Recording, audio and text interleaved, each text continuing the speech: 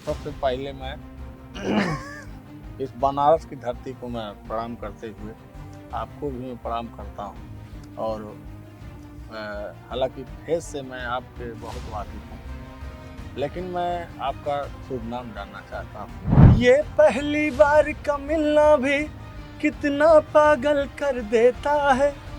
कुछ कुछ होता है सांसों में, पर ना जाने क्यों होता है।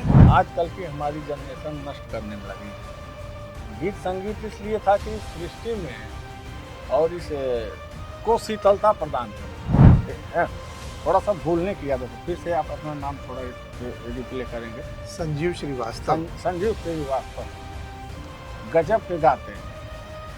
अब मैं एक बार देख रहा था यूट्यूब पे, तो क्या गाने गाते हैं। वो वरदान मिल गया है, सारा ज्ञान होते हुए भी उसका दुरुपयोग कर रहा है, तो वो महापाप का भागीदार है। मुझे पीने का शौक नहीं, पीता हूँ गम भुलाने को, तेरी यादें मिटाने को, पीता हूँ गम भुलाने को। हम अपने प्यार की ये बारिश तुम पे बरसाने वाले हैं, कलियां न बिछाना राहों में, हम दिल को बिछाने वाले हैं। क्या नमस्कार मित्रों, कैसे हैं आप सब। आशा है स्वस्थ एवं प्रसन्न होंगे। आज मैं आपका चहेता गीतकार आपके सामने हाजिर हूं फिर एक नए पॉडकास्ट के साथ। और आज का पॉडकास्ट ऐसा पॉडकास्ट है कि शायद मैं भी एक अवाक रह गया कि अचानक, जी हाँ, मैं काशी में हूं और आज मैं जब मुझे बताया गया कि ये शख्सियत यहाँ पर बनारस आई है, तो मेरा दिल किया कि इनके साथ कुछ बातचीत की जाए। क्योंकि एक मेरे जहन में जो एक औरा बना हुआ था, वो 65 साल के बूढ़े का औरा बना हुआ था। और जब यहाँ आया, तो जब दरवाजा खुला, जब मेकअप उतरा, तो एक आहा, क्या बात है, खूबसूरत सा नौजवान हमारे सामने हाजिर हुआ।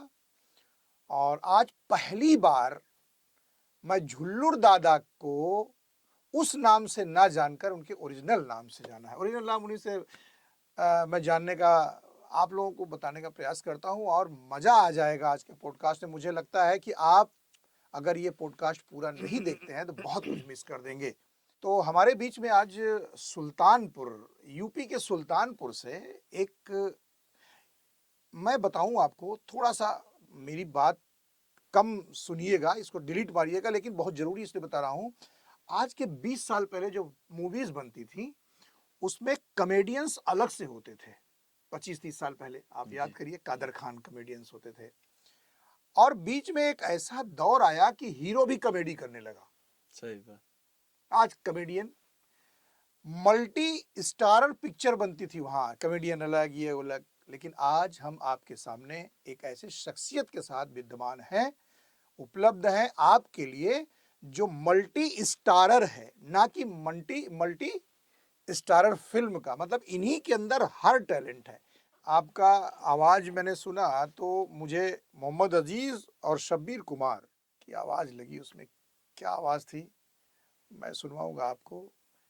हाँ, आज जिस शख्सियत के साथ बैठे हैं, धोखे में मत रहिएगा। मैं कुछ सवाल करूंगा। मैं भी पहली बार मिल रहा हूं, ईमानदारी से। पॉडकास्ट, अनुपम जी, पॉडकास्ट एक ऐसी विधा चल चुकी है, हालांकि अभी तो साफ सुथरी है, लेकिन मुझे लगता है कि कुछ दिन में ये गंदी हो जाएगी। स्क्रिप्टेड चीजें आने लगेंगी, सेंसर्ड चीजें आने लगेंगी इस पे। आज पॉडकास्ट जो होता है, वो बिल्कुल दिल से, बिल्कुल निर्मल, साफ सुथरा, जो सवाल हम करेंगे उसका आप साफ सुथरी भाषा में जवाब देते हैं। ये पॉडकास्ट आज का है। तो आज हम आपके बारे में, आप ही से अपने दर्शकों को बताना चाहेंगे कि आप कहाँ से हैं और कब से इस विधा में, मतलब सांस्कृतिक क्षेत्र में, कब से आपका पदार्पण हुआ। अब ऐसा है कि जो ये चीजें होती हैं, कला, तो मतलब कला को ही लेके नहीं, कुछ भी, जैसे इंसान के अंदर कोई भी गुण हो तो वो गॉड गिफ्टेड ही होता है। और शायद आपके भी अंदर कुछ ना कुछ गॉड गिफ्टेड होगा, मेरे भी अंदर था, निश्चित। हर बच्चे के अंदर होता है। और मेरे भी अंदर था कि जब बचपन में भी गीत संगीत को लेके गुनगुनाया करता था। अच्छा, पहले का माहौल कुछ ऐसा था, हम अब भाई हम हर जगह की नहीं जान सकते हैं, लेकिन हमारे यहाँ का जो माहौल था, तो गीत संगीत को एक तुच्छ निगाहों से लोग देखते थे। गवैया नचनिया कहते हाँ, थे सब। गवैया नचनिया बनेंगे। अच्छा ठीक है। अब भाई मैं भी छोटा था, तो मेरे पास भी उनको बताने के लिए कुछ तर्क नहीं था कि इसके बारे में भी कुछ बताऊं। आज तो सारी चीज़ें कुछ ना कुछ जान गया हूँ कि भाई वेदों में से एक वेद है, अभी जैसे कि सामवेद, जैसे समुद्र मंथन में ये भी निकला था, जैसे प्रकट हुआ बिल्कुल। था। तो अभी तो महाकुंभ चल रहा है अपने प्रयागराज में, तो भाई अब इसकी चर्चा उठा ही दिए है। तो था तो बचपन से, लेकिन जो मेरी प्रतिभा थी उसको कहीं ना कहीं मैं प्रयास करता था कि इसको करूं। ये मेरी दिली इच्छा होती थी। कहीं जैसे द्वार पूजा होता था बारात रात में, तो बैंड बाजा बजता था, तो उसमें नाचने का प्रयास करता था। अच्छा। और बैंड बाजे में गाते थे तो हम बड़ा ध्यान सुनते थे, एक बार हमको काश चढ़ा देते उसी पे, तो बढ़िया गाते फाड़ देते एकदम। इनसे तो अच्छा गाइन ले, इनसे अच्छा गाइन ले। ऐसा होता था, महसूस होता। अच्छा धीरे धीरे, लेकिन फिर भी बहुत प्रताड़ित होते थे सामाजिक तौर से, तो धीरे धीरे मन मेरा रूठने लगा। अच्छा, जो मेरी पढ़ाई लिखाई थी, भाई जिसके अंदर जो टैलेंट है, अगर उस बेस पे उसको शिक्षा ना दी जाए, तो एक उसकी एनर्जी जो है ना लॉस हो जाती है, ना वो इधर का होता हाँ, है ना उधर का होता है। अच्छा, पढ़ने लिखने की इच्छा थी, लेकिन फिर जब हमारे बेस पे अगर वो शिक्षा नहीं मिलती थी, तो मुझे बड़ी तकलीफ होती थी। तो मैंने लगभग 12 साल की उम्र में इस समाज को छोड़ने का प्रयास किया कि मैं कहीं चला जाऊं जो मेरे टाइप का कोई मिले, तो मुझे वहाँ शांति मिले, अपना माहौल मिले। तो 8वीं क्लास में मैं एक मतलब घर छोड़ दिया। मैं ये अभी जो अयोध्या जो स्टेशन है फैजाबाद, वहाँ से मैंने ट्रेन पकड़ा, एक साबरमती ट्रेन जाती है, अहमदाबाद गया, घर से भाग गया। बहुत काफ़ी प्रताड़ना के बाद में, लोगों को साले नचैया गवैया होगा, कुछ नहीं कर पाएगा ज़िंदगी में। अपने अयोध्या से एक साबरमती ट्रेन जाती है गुजरात अहमदाबाद के लिए। अच्छा, हमें पता भी नहीं था कहाँ ट्रेन जा रही है, उस पर मैं बैठ गया। तो जनरल डब्बे में मैं लटक के गया था, बहुत भीड़ भाड़ थी। भाई वो उत्साह था कि भाई हम भी अपनी दुनिया में जा रहे हैं। अच्छा, वहाँ पे पहुँचे तो मैं बोला भाई यहाँ पे बड़े बड़े शहर हैं, तो कुछ ना कुछ तो मिलेगा। तो मैंने कुछ दिन वहाँ पे 2-4 दिन बिताए। तो एक पेपर पढ़ रहे थे, तो एक छोटी पहले ऐड आती थी पेपर में, कि उसमें मैंने ऐड देखा कि फिल्म में काम करने हेतु संपर्क करिए। तो ये ऐड मैंने देखा, तो मैं गया वडोदरा। अच्छा, वहीं गुजरात में। तो रामानंद सागर का एक जो स्टूडियो है, जिसमें रामायण महाभारत ये सब जितनी भी धार्मिक सीरियलें हैं, सब रामानंद सागर की दी हुई है। तो वहाँ पे पहुँचे। अच्छा, हमको पता भी नहीं था कि हम इसी स्टूडियो में जा रहे हैं। तो गया तो एक आदमी था, उसके पास गया, हाँ तुमको हम फिल्म में काम देंगे। तो वो मुझे ले गया रामानंद सागर स्टूडियो में, भाई ले गया। तो वहाँ पे देखे कि बड़े बड़े कैमरे लगे थे, तो बड़ा खुशी हुआ कि नहीं, लगता है कि अब हमारा लाइफ बदलेगा, बन गया। तो वही एक नई रामायण थी, वही चल रहा था शूटिंग। उसमें मुझे क्राउड में, जैसे बंदर जो लड़ाई में रहते हैं, तो बनाया गया। अच्छा, धीरे धीरे किए, लेकिन फिर भी करते करते कम से कम 1 साल निकल गया। तो निराशा इसलिए हुआ कि जो मैं चाहता था वो नहीं मिल पाया, मतलब क्राउड में ही काम करता रह गया। तो मैं बोला नहीं, ऐसा नहीं है, मुझे आगे बढ़ने के लिए तो फिर यहाँ से मुझे जाना पड़ेगा। लेकिन फिर भी रामानंद सागर के यहाँ से बहुत कुछ सीखने को मिला, वहाँ से चले आए। तो फिर शादी वादी हो गई। अच्छा, शादी हो गई, तो भाई अब भाई जिम्मेदारियां बढ़ गई। तो हमारी भी इच्छा हुई नहीं भाई पति पत्नी दोनों जन साथ में बिताए जाए। पत्नी ने भी बोला कि भाई अब शादी करने का क्या मतलब है जब साथ ही न रहे तो। मैं बोला नहीं, कुछ तो पहले समझाए कि भाई और लोग भी हैं बेचारे कमा रहे हैं घर परिवार चलाने के लिए। बोले नहीं ठीक है, मतलब कमाने का मतलब है कि कुछ और भी जरिया हो सकता है कि कुछ थोड़ा थोड़ा ही कमाया जाए। मैं बोला चलो ठीक सोचते हैं। बोले अच्छा कर। मैं बोला मैं करूं क्या, मैं तो भाई किस लायक हूँ। तो बोले कि एक काम करिए, जो तुम्हें पसंद हो वही करिए, कोई दिक्कत नहीं है। मैं बोला भाई हमारी तो रुचि है कि यही फिल्म, एक्टिंग, गीत संगीत। बोली चलिए ठीक है। वो हमारी पत्नी गई इस हमारे सुल्तानपुर है क्या नाम सुपर मार्केट, हमारे परम पूजनीय गुरुदेव जयप्रकाश शर्मा जी हैं, वो संगीत सिखाते थे उनके यहाँ। लेके भाई जानती थी, पढ़ाई लिखाई करती थी वहीं सुल्तानपुर में, उसको पता था हमारी पत्नी को अच्छा यहाँ पे क्लास है। तो खुद ले गए, ठीक है गुरुजी हैं आपको सिखाएंगे। अच्छा कुछ दिन सीखे, लेकिन भाई अब वैवाहिक जीवन था, जिम्मेदारियां ज़्यादा थी, उतनी तपस्या अब नहीं हो पाती थी। अब भाई आर्थिक स्थिति भी देखनी थी। धीरे धीरे फिर भाई कुछ दिन सीखे, लेकिन फिर छोड़ दिए वहीं से। अच्छा, मैं बोला कुछ ना कुछ करते हैं कि 4 पैसा आए।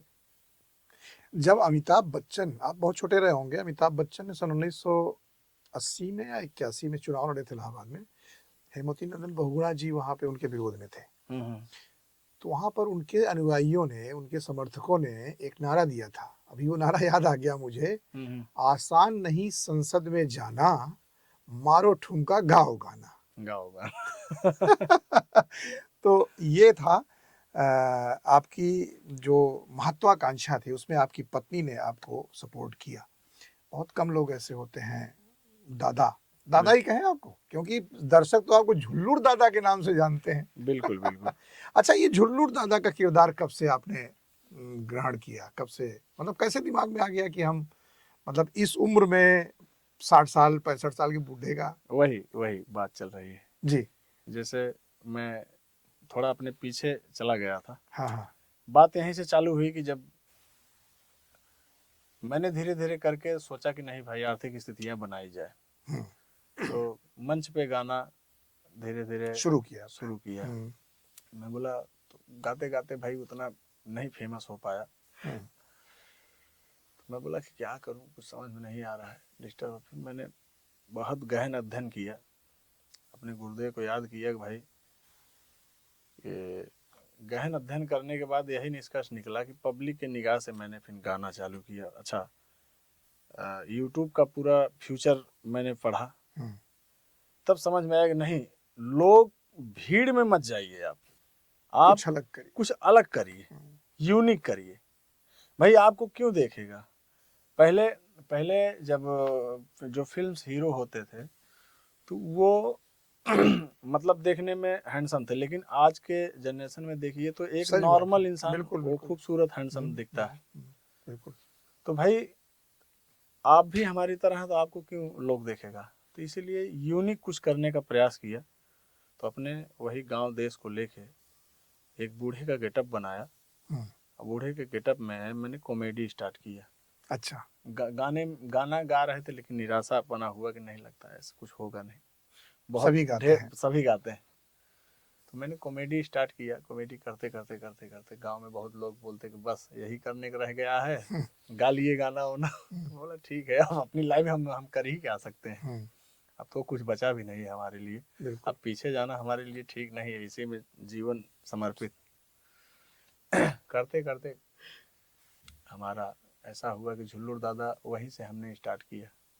नाम कहाँ से आपके दिमाग में आया झुल्लूर दादा? हाँ, एक बार हम बैठे हुए थे जब वही कॉमेडी सोच रहे थे कि हम भाई एक कॉमेडी चैनल चालू करें। अच्छा नाम क्या रखें? तो पहले हमने एक देसी नाम मूसे रखा। मूसे। अच्छा। तो मूसे रखा, मूसे रख के मैंने वो हैशटैग टाइटल सब डाला, वीडियो बनाया। तो नहीं, वीडियो जब पहली बार अपना देखा तो रात में ध्यान से देखा तो साला मूसे नहीं सेट हो रहा है इस फेस पे। तो मैं बोला ये काम करते हैं, झुल्लूर रखते हैं। ऐसे बैठे थे ना एकदम बूढ़े बन के। अच्छा। तो झुल्लूर उस पे बड़ा अच्छा सेट हो रहा था मेरे फेस पे।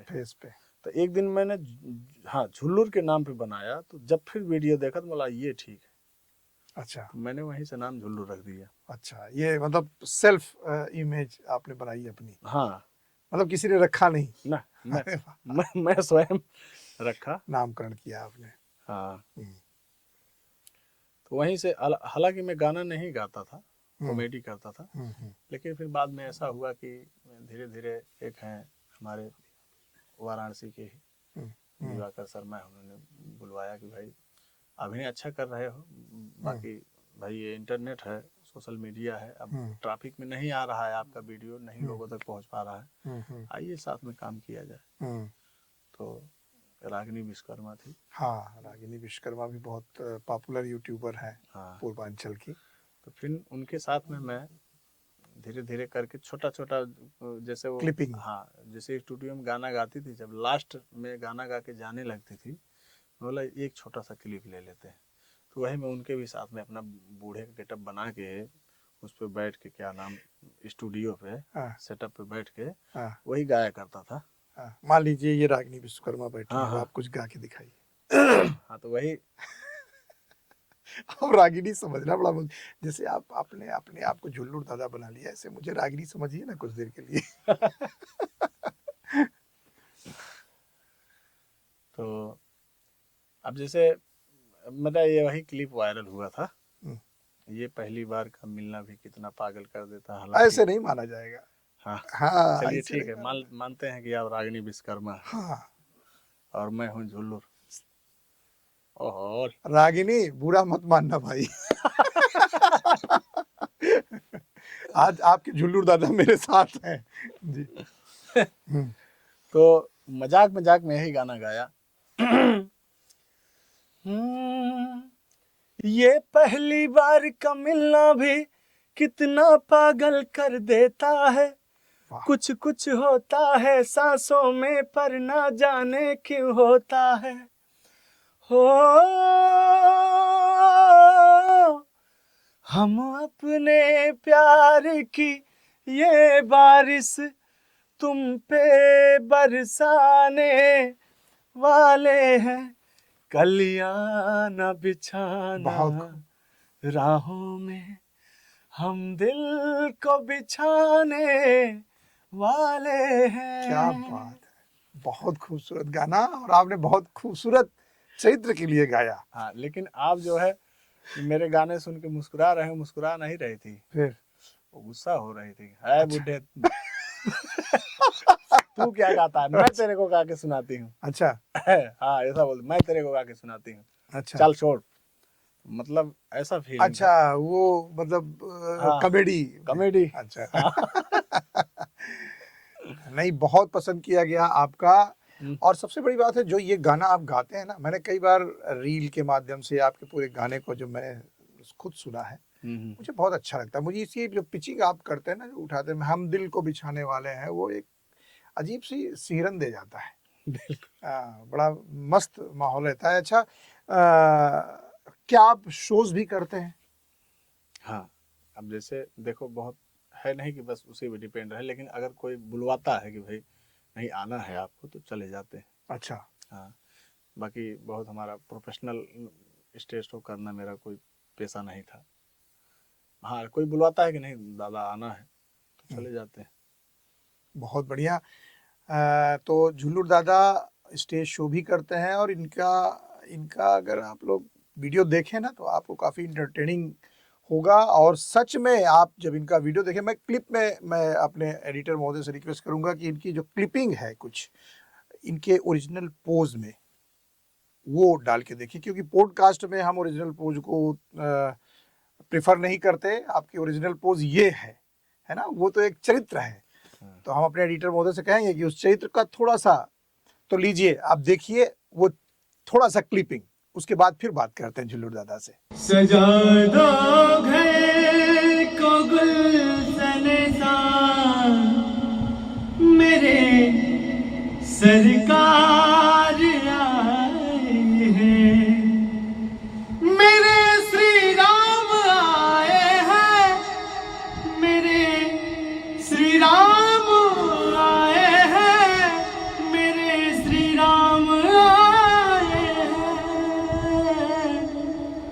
लगे कुटिया भी दुल्हन सी, मेरे श्री राम आए। बहुत बहुत नमन बंदन प्रणाम आप सभी श्रोताओं को। अब आप थोड़ा सा हमारा ये एक हिंट दीजिए कि अगर आपको मौका मिलता है, क्योंकि ये एंटरटेनमेंट की दुनिया है बहुत तरीके से, जब आप रागिनी शर्मा के साथ गाना वाना गाते हैं तो घर का माहौल कैसा होता है? नहीं, घर का माहौल तो अच्छा रहता है। अब ऐसा कोई अदरवाइज कोई लेता नहीं है। कारण यह है कि जैसे कि हमारी और हमारे परिवार में अच्छा बनता है, अच्छा हमको समझ पाते हैं। अच्छा वाकई में प्रभु की कृपा चाहे जैसे भी हो, हम ज़्यादातर वैसे किसी से प्रयास भी नहीं करते हैं। बहुत ज़्यादा हमारे पास फ़ोन आता हो, ज़्यादा हम घर पे जाते हैं काम करने के बाद, किसी से ज़्यादा फ़ोन पे बात नहीं करना। जैसे इस लाइन में जान ही रहे हैं आप कि, लेकिन हमारा कोई ऐसा नहीं रहता। जैसे क्या है कि जिन लोग के बीच में विवाद रहता है, कोई भी कलाकार हो, तो सच्चाई यही रहती है कि वो रहते ही वैसे हैं, इसलिए विवाद होते हैं। भाई आपकी अर्धांगिनी है, आपके माँ बाप हैं, वो तो समझ ही जाएंगे कि ये मेरा कैसा है। इस पवित्र जो मनोरंजन की दुनिया है, इसको चंद लोगों ने, है ना, चाहे वो भाषा को लेके हो, चाहे वो अभिव्यक्ति को लेके हो, बड़ा धूमिल कर दिया है। मैं भी एक बेटियों के प्रति, आपने सुना होगा, एक गीत मेरा बहुत वायरल हुआ था। हम तो सुने हैं। अरे कितने आपके 8 करोड़ व्यूअर्स हैं लगभग आपके गाने के। जी, उस गाने के केवल, और 20 करोड़ से ज्यादा व्यूअर्स मेरे पूरे चैनल के हैं। बिल्कुल बिल्कुल। तो मैं भी उसी विधा को, बेटियों को लेके जब मैंने गाना शुरू किया, तो अनुपम आपको बताएं कि हमारी जो एनालिसिस होती है उसमें मैं जाता हूं तो 65% से ज्यादा युवा होते हैं, पुरुष होते हैं देखने वाले। बिल्कुल बिल्कुल बिल्कुल। तो हम ये कहना चाहेंगे जो सभी गीतकार हैं, जो गायक हैं, कि इस परिपाटी को मेंटेन रखें। सही बात है ना। जैसे आपने अभी कहा कि हमारे एक परिवार से हमारी बहुत बनती है, बनती नहीं, बनाना चाहिए। कोई ऐसा अगर वो अपने को उसकी जगह रख के देख लें तो मुझे लगता है कि ये सारी चीजें दूर हो जाए। मतलब जो हम करने जा रहे हैं वो अगर हमारी अर्धांगिनी करे या हमारा अर्धांग करे तो आपको कैसा फील होने वाला है, ये अगर समझ में आ जाए तो फिर ये इंडस्ट्री फिर से वही हो जाएगी। वरना जब भोजपुरी चलता था, भोजपुरी गाने पहले बनते थे, तो कितना आज की डेट में। अच्छा, आपका सबसे पसंदीदा जो अब तक आपने गाना गाया हो, वो कौन सा गाना हो सकता है? कौन सा गाना है आपको जो खुद अच्छा लगता है? देखिए, अब अच्छा वैसे लगने तो को अपने तो बच्चे तो सारे अच्छे होते हैं। नहीं, ऐसा नहीं। जैसे हाँ, पसंदीदा गाने हमारे हैं। जैसे ज़्यादातर मैं मोहम्मद अजीज़ को फॉलो करता हूँ गाने में। जैसे कि ज़्यादातर लगभग अगर मैं कभी गुनगुनाया करता था, कोई बोलता था गाइए, तो यही मेरे बचपन में भी यही गाया करता था। सावन के झूलों ने मुझको बुलाया, सावन के झूलों ने मुझको बुलाया, मैं परदेसी घर वापस आया। कांटों ने फूलों ने मुझको बुलाया, कांटों ने फूलों ने मुझको बुलाया, मैं परदेसी घर वापस आया। ये गाने हम लगभग गाया करते मोहम्मद अजीज के। हाँ। शबीर कुमार के भी गाने आप गाते थे? सब क्योंकि आवाज, आपकी आवाज शब्बीर कुमार और मोहम्मद अजीज को, मतलब ईश्वर जानता है कि आपकी आवाज अलग है, लेकिन अगर तीनों को सुना जाए ना तो बहुत ज्यादा अंतर नहीं लगता। जो भी हो। अब ऐसे पहले जब शब्बीर कुमार को कोई सुनता था तो मोहम्मद रफ़ी की आवाज़ से उसको मैच करता था। ऐसे ही आपकी आवाज़ को, क्योंकि हमेशा बड़े लोगों की आवाज़ से, थोड़ा सा बड़े सिंगर थे वो, तो शब्बीर कुमार की भी आवाज़ में गाते थे। बिल्कुल। अब देखो, शब्बीर कुमार जैसे हमको आइडिया नहीं आ रहा, गाना गाए जरूर होंगे। अगर कोई गाना आपने सुना हो तो एक बार हमको एक गाना मुझे बहुत पसंद था, अब ये मैं कंफ्यूज हूँ कि मोहम्मद अजीज ने गाया था या मैं दर्शकों को ये चाहूंगा कि मुझे पीने का शौक नहीं, पीता हूँ कभी। हाँ, ये गाना मुझे पसंद है, लेकिन आज अब मुझे पता चला कि शब्बीर कुमार जी ने गाया है। अभी तक हमको पता नहीं था। ये गाने तो हम खूब गाते हैं। हाँ, हाँ। सुनाइए एक लाइन। मुझे पीने का शौक नहीं, मुझे पीने का शौक नहीं, पीता हूँ गम भुलाने को, तेरी यादें मिटाने को, तेरी यादें मिटाने को, पीता हूँ गम भुलाने को। बहुत ये गाने तो हम खूब गाया करते थे। बहुत अच्छे गाने थे ये सब। जब मैं पढ़ता था उस समय पिक्चरें आई थी और मेरे जहन में आज भी जिंदगी इम्तिहान लेती है, ये सब गाने चलते थे।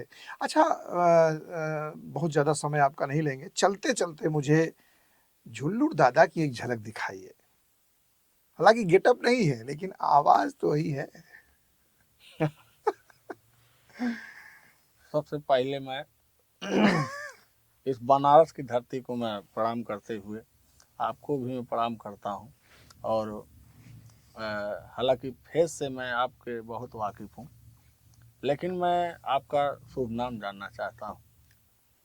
संजीव श्रीवास्तव हमको कहते हैं। संजीव श्रीवास्तव? हाँ। मुझे पता था। अच्छा, ये तो तो पूछा मैं क्यों आप? इसलिए पूछ रहा हूँ कि काफी दर्शकगण बैठे हुए हैं, ओहो, उनको बताना जरूरी था। मित- तो मित्रों, थोड़ा सा भूलने की आदत है, फिर से आप अपना नाम थोड़ा रिप्ले करेंगे। संजीव श्रीवास्तव। संजीव श्रीवास्तव गजब के गाते हैं। अब मैं एक बार देख रहा था यूट्यूब पे, तो क्या गाने गाते हैं आप।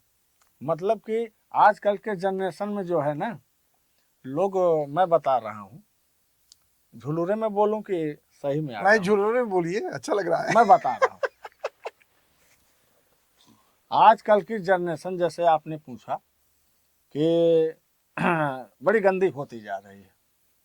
जैसे जो गीत संगीत होते हैं वो, बाबा भोलेनाथ की नगरी में बैठा हूँ, बाबा भोलेनाथ के डमरू से रिदम, जो वाद्य यंत्र और उनके तांडव से नृत्य, और एक और मतलब जितनी भी संगीत हैं सब उन्हीं के दिए हुए हैं। सामवेद है, लेकिन अपने वेदों को आजकल की हमारी जनरेशन नष्ट करने में लगी है। गीत संगीत इसलिए था कि सृष्टि में और इस को शीतलता प्रदान करे, मन को मोह ले, मन इंसान मंत्र मुक्त हो जाए, सब कुछ भूल जाए, जीरो हो जाए। शिव क्या है? जीरो। जब इंसान जीरो हो जाता है तब माइंड का सारा प्रेशर खत्म हो जाता है, दुनियादारी से मुक्त हो जाता है। तो वही है, तो उन्हीं के द्वारा संगीत है, लेकिन लोग नष्ट करने में लगा। लोग बिजनेस पे आ गया है ना, व्यवसाय। चाहे वो धर्म को लेके हो, चाहे गीत संगीत को लेके हो, तो वो उसका व्यवसाय कर रहा है। लोग आजकल कितना लोग है मंदिर बना के व्यवसाय कर रहा है ना। गीत संगीत को गा के एक व्यवसाय बना लिया है, जो कि कलाकारों का यही कर्तव्य है कि अपनी कला से इस सृष्टि में जितने लोग हैं उनको सुधारे, उनको लाइन पे लाए, सही सिद्धांत पे लाए। हम कलाकारों का ये मकसद ये होना चाहिए बिल्कुल। लेकिन आजकल लोग दुनिया जाए भाड़ में। अभी कलाकारों से पूछो कि भाई इतना गंदा गाना आप क्यों गाते हैं, तो वो बोलता है लोग सुन रहा है तो मैं गा रहा हूँ। भाई ये क्या बात हुई? भाई आप गा रहे हैं तो लोग सुन रहे हैं। नहीं, ऐसा नहीं है। जैसे वो एक आम पब्लिक है, वो वर्क करने वाली पब्लिक है, वो दिन भर काम करता है, तो फिर जो भी उसको दिखता है वो एंटरटेनमेंट में देख लेता है। भाई गलत दिखाओगे तो देखेगा।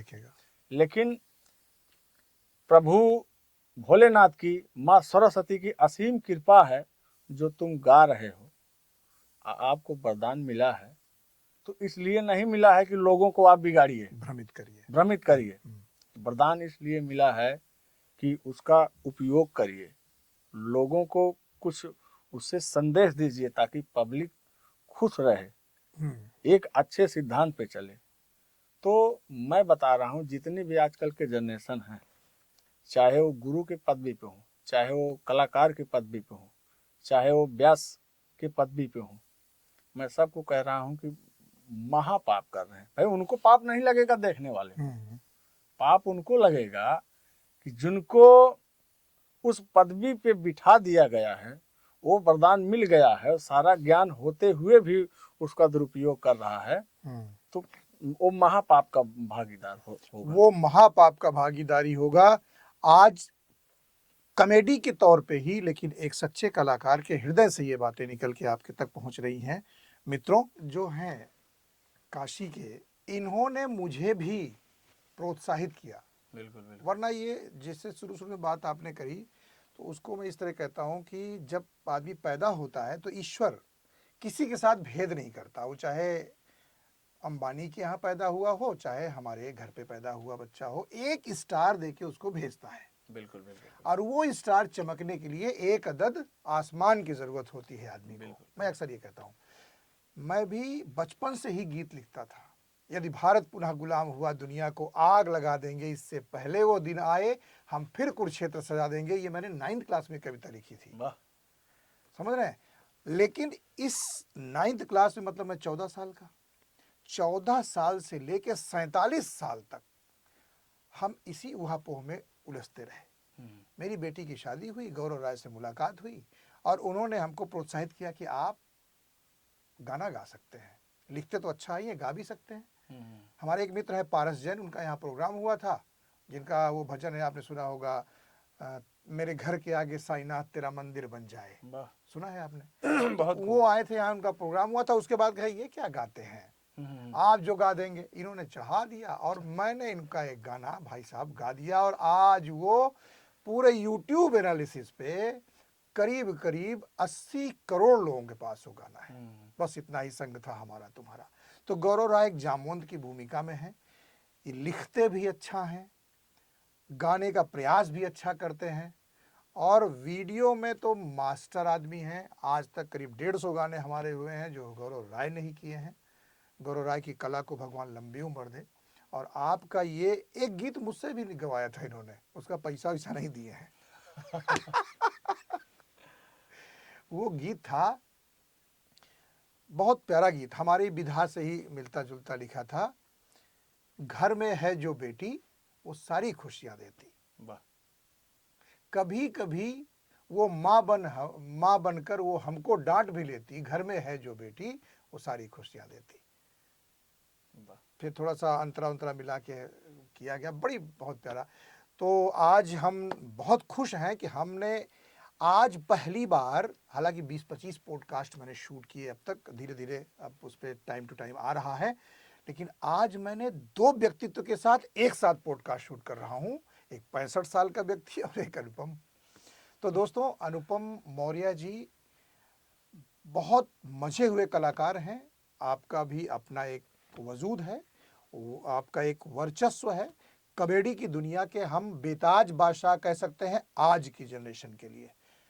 ना मानो तो देख के मानो, देखिएगा। लिंक में हम अपने सब्सक्रिप्शन में लिंक डाल देंगे इनके गीतों का, आप उसको गीत भी सुनिएगा, इनके जो नए गीत आ रहे हैं उसको भी सुनिएगा। और अगली बार आप हमको कमेंट करके बताइए कि इनका उस गेटअप में आप साक्षात्कार देखना चाहते हैं और कब देखना चाहते हैं, ये आप लिख के भेजेंगे। मैं फिर इनसे रिक्वेस्ट करूंगा, अपने स्टूडियो बुलाऊंगा, लखनऊ बुलाऊंगा, आज काशी में हूं, लखनऊ बुलाऊंगा और वहां पर बैठ के फर्स्ट क्लास पूरा एकदम उस गेटअप में बैठ के आपसे साक्षात करूंगा। बहुत बहुत धन्यवाद आपका, आपने व्यस्ततम समय में से हमारा समय दिया आपने हमको। आज इस समय टाइम अगर देखा जाए तो 12:30 बजे रात का समय है दोस्तों, और हम इन्हीं शब्दों के साथ हम अनुपम जी दोनों आपसे विदा लेते हैं, दोनों कलाकार। हाँ, एक बात चलते चलते कहूँगा, अपना ध्यान रखिएगा, क्योंकि आपके परिवार से ज़्यादा ज़रूरत आपकी हम कलाकारों को है। इन्हीं शब्दों के साथ बस इतना ही। बहुत बहुत धन्यवाद। कल फिर मिलेंगे किसी पॉडकास्ट के साथ। बहुत बहुत शुभकामनाएं।